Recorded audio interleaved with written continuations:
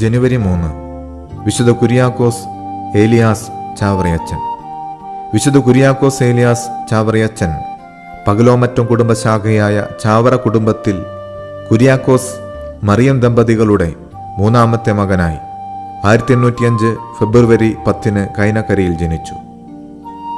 മകന്റെ ശാരീരികവും ആത്മീയവുമായ വളർച്ചയിൽ ശ്രദ്ധാലുവായ മാതാപിതാക്കൾ അദ്ദേഹത്തിൻ്റെ പ്രാഥമിക വിദ്യാഭ്യാസം പൂർത്തിയായപ്പോൾ ഒരു പുരോഹിതനാകണമെന്ന ആഗ്രഹത്തെ പിന്തുണച്ച് പ്രോത്സാഹിപ്പിച്ചു.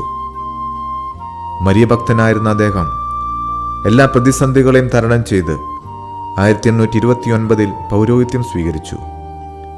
പ്രാർത്ഥനയിൽ മാത്രം ഒതുങ്ങാൻ ആഗ്രഹിക്കാതെ 1831 മെയ് 31 CMI സന്യാസ സഭ സ്ഥാപിച്ചു. 1855 10 പേരടങ്ങുന്ന ആദ്യത്തെ സന്യാസ സമൂഹത്തിൽ